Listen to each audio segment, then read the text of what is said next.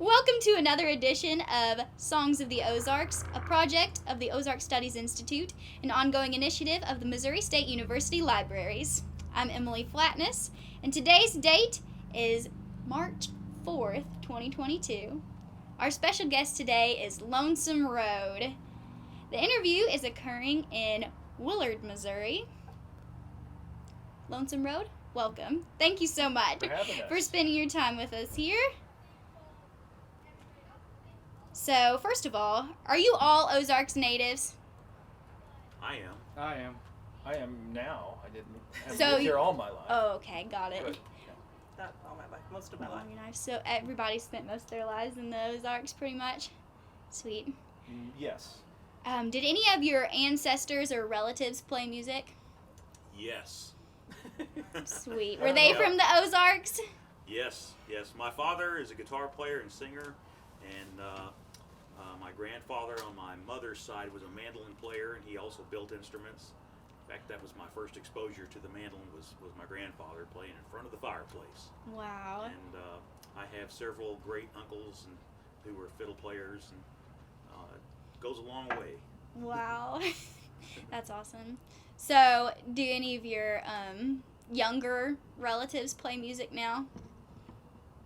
Not Anybody else in the family? Not really, no. What about you, Shelly? Well, my son has started playing fiddle. He's been taking lessons from Michael Smart, who's an amazing He's fiddle smart. player, and his grandpa, Jim Smith, plays fiddle and used to play on the Ozark Opry, the first Opry show at Lake of the Ozarks, and my dad played there too. And so anyway, my son is playing fiddle. Where all does he play at? He plays at Shepherd of the Hills, actually. My husband has played at Shepherd of the Hills for over 30 years. He started there in college in the 80s, and now Ison plays alongside him during the party scene. Anybody else want to No, contribute to that well, one? I don't know about my ancestors. I only know about one of mine. Talk about it. So how did you all, I know you guys have kind of given some insight into it, how did you all start playing music? If you'd like to give a short summary.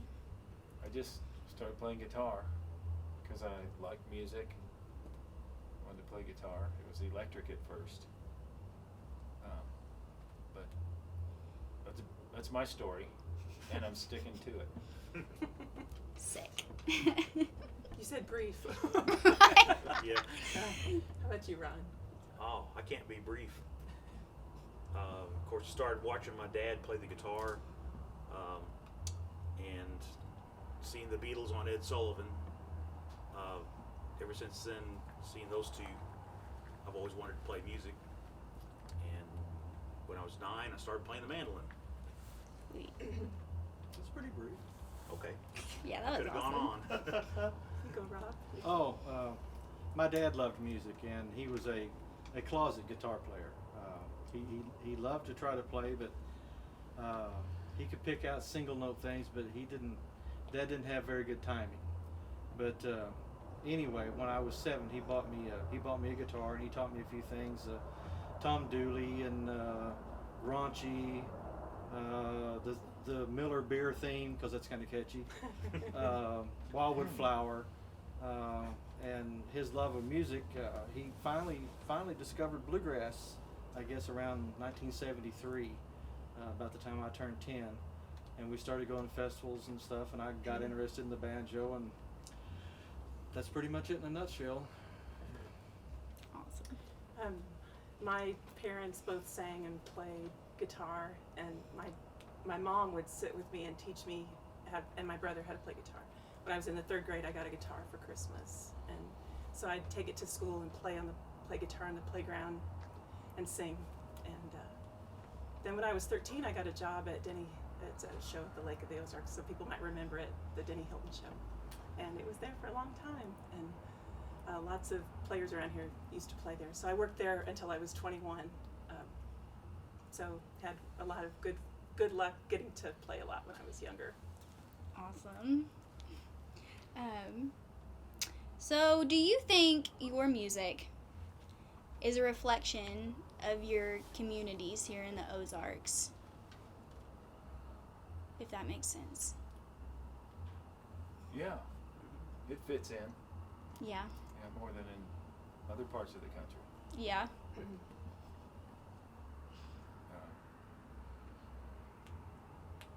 I don't know what else to say about that. You don't have to say anything if you Okay, don't want good. to. Well, I remember when we were first married. When I was a teenager, I was working every night on a show, so I didn't do a lot of bluegrass, though my family liked bluegrass. But when I got married, my husband used to take me to these little churches where they'd have jam sessions, and all these little churches dotted and school buildings dotted out through the Ozarks. All over the Ozarks, there would be every other Saturday night there'd be a jam, and then people would get up on stage and play. Do you remember those? Growing up, and we'd go to those, and there are not very many of them anymore. But that is definitely, I mean, a lot of people learned how to play at those little events. So I think our music is part of that tradition Yeah. of communities getting together to play. Yeah, would you say that's pretty exclusive to the Ozarks? Or do you think other regions share that same, music being so involved with the community? Well, I think how about back east, Ron? Back east, Yeah, jam sessions going on in places. I'm sure there was. Yeah. I didn't grow up back east though, so. I know. Yeah, But so, I thought, well, since you were there, I thought maybe you. yeah. I'm guessing there are places, especially with bluegrass, because bluegrass musicians could play together even though they never met because all the songs are the same.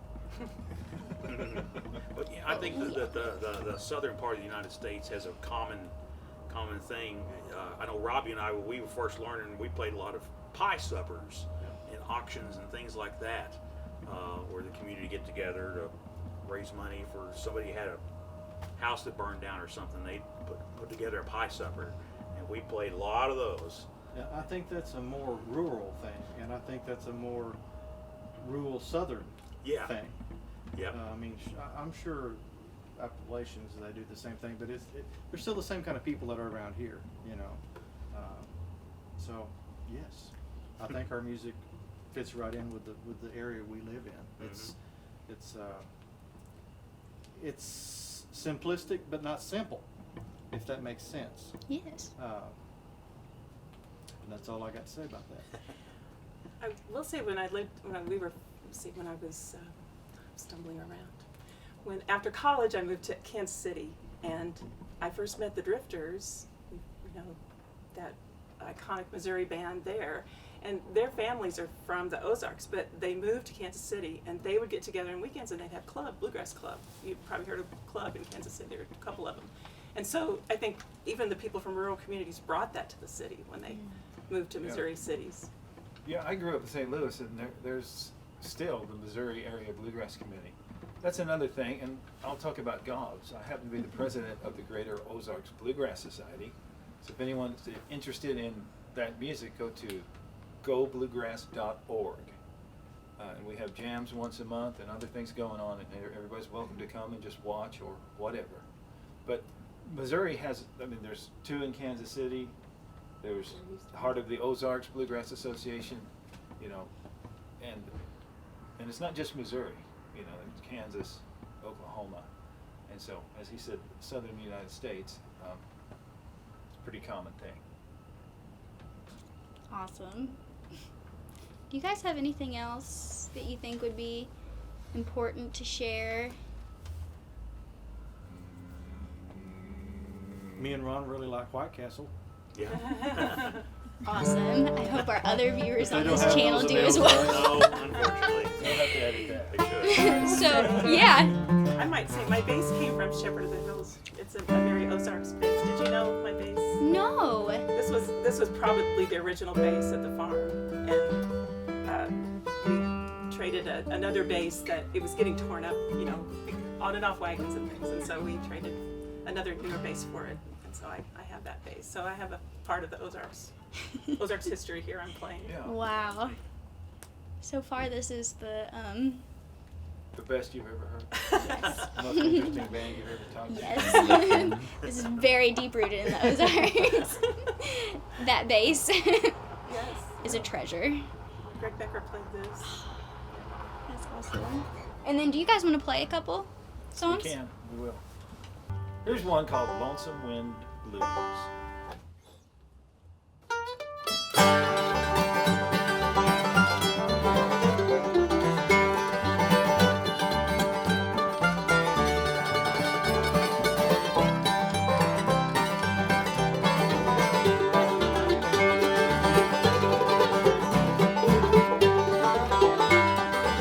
I hear the wind blowing through the lonesome pines, and I know my love is gone too.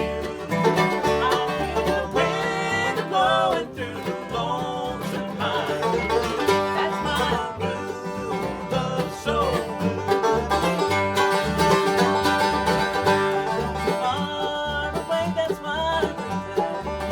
He left me here alone among the trees, and know that I have left is just a memory. Always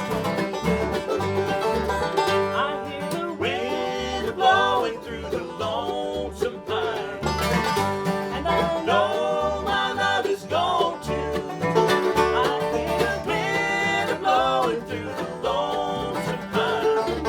That's my blue love so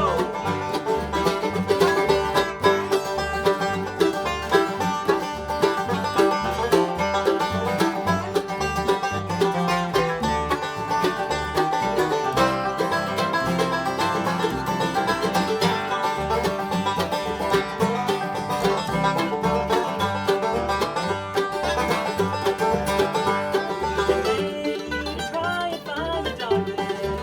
I don't know where it can be. I only know that I can't live without him. Dreams of time I hear the wind blowing through the lonesome pine, and I know my love is gone too. I hear the wind blowing through the lonesome pine. That's my blue love so blue.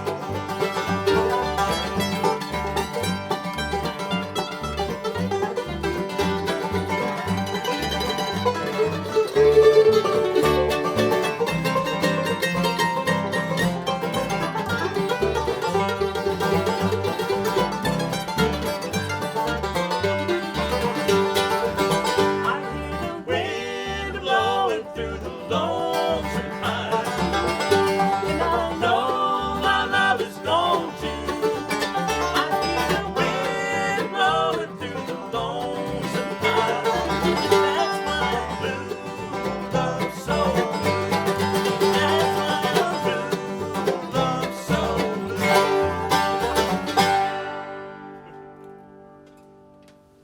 Awesome. You know what else we should play? The one your aunt wrote. Yeah. Oh, it's my cousin. Your cousin, tell us about that. Yeah. So, you know, everybody, Ron's because just- of Flat Scrubs, knows whatever it is. Kevin, It's not Kevin Caroline. It's the yeah, other one. it's Kevin. Okay. Yeah, Kevin Caroline.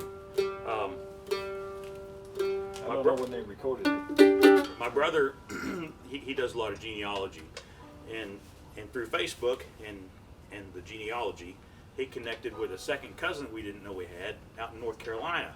Her name is Vivian Pennington Hopkins. Her father was a guy named Ralph Pennington, who was a bluegrass player back in the 40s and 50s. He played with the Stanley Brothers and Flat and Scruggs, and he wrote the tune Cabin in Caroline that Flat and Scruggs recorded. And it's actually a true song. At the time he was dating the girl who became his wife, and she's the girl that is talked about in the Cabin in Caroline, where it says there's a blue-eyed girl waiting there for me. Well, that's her. And the Cabin in Caroline really exists. She sent me a picture, Vivian did, of the Cabin in Caroline. It's just this little ranch house with huge pine trees behind it, and I thought that was pretty cool. Yeah, and we've been playing that song Yeah, like everybody else for right. for 50 decades. years. We just thought it was made up thing. Like, We didn't know it was from your fam. yeah.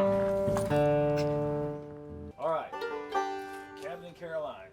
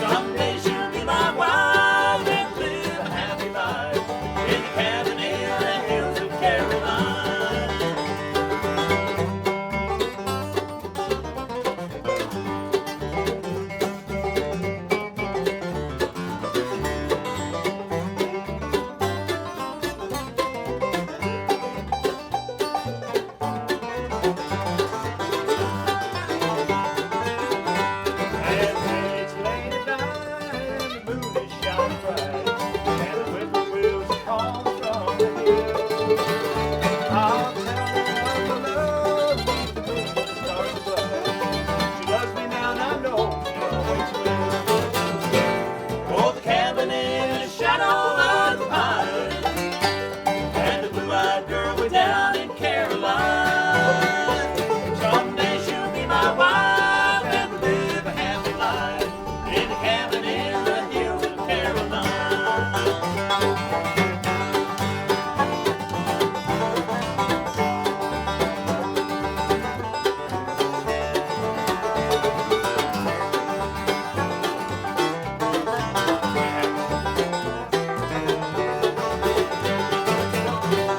Oh, cabin in the shadow of the pines, and the blue-eyed girl way down in Caroline. Someday she'll be my wife, and we'll live a happy life in the cabin in the hills of Caroline. That was awesome, guys.